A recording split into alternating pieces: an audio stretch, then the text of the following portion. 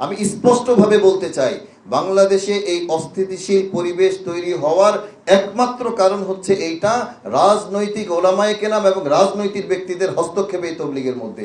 আজকে যদি আমরা এবং জুবায়েরপন্থী শীর্ষ মুরব্বীদের সাথে এক টেবিলের মধ্যে আমরা বসতাম, আমি হলফ করে বলতে পারি 1 মাসের মধ্যে তবলিগের এই সমস্যা সমাধান হয়ে যাবে।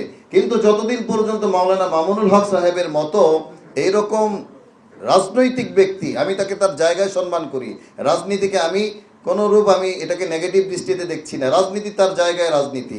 মাওলানা মাহফুজুল হক সাহেব একজন রাজনীতিবিদ ব্যক্তি। ঢালাইয়ে দৃঢ়তা, নির্মাণে নিশ্চয়তা, প্রিমিয়ার সিমেন্ট, ঢালাইয়ের রাজা। ওবায়দুল্লাহ ফারুক সাহেব একজন রাজনীতিবিদ ব্যক্তি। এই রাজনৈতিক ব্যক্তিবর্গ যারা, তারা সংঘর্ষের রাস্তা, তারা প্রতিহত করার পথ ব্যতীত সমঝোতার রাস্তা আমার মনে হয় না তারা বুঝেন।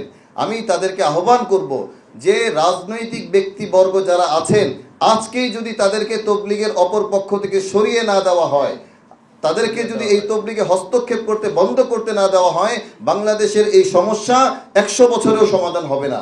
আপনাদের মাধ্যমে আমরা গোটা জাতিকে স্পষ্ট করতে চাই, এই রাজনৈতিক ব্যক্তিবর্গ যারা তৃতীয় পক্ষ, তাদেরকে আমরা তৃতীয় পক্ষ হিসেবে দেখতে চাই।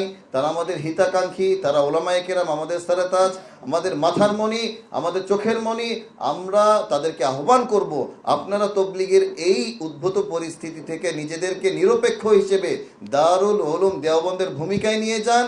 তাহলে বাংলাদেশের তবলিগের এই অস্থিতিশীলতা, আমি গ্যারান্টি দিব, আগামী ইজতেমার আগে যদি আমরা এবং জুবায়েরপন্থী শীর্ষ মুরব্বীরা এক টেবিলে বসতে পারি, এই সমস্যার সমাধান হয়ে যাবে ইনশাআল্লাহ। আমরা তবলিগের নামে দ্বিতীয়বার আর কোনো সংঘর্ষ চাই না, কোনো রক্তপাত চাই না। আমরা সমঝোতার পক্ষে। আমরা চাইব বাংলাদেশ প্রশাসন অতি দ্রুত রাজনৈতিক ব্যক্তিদেরকে মুক্ত করে তবলিগের উভয় পক্ষকে নিয়ে সমঝোতামূলক একটি পরিবেশ তৈরি করে আমাদের মাঝে সমঝোতা করে দিবে।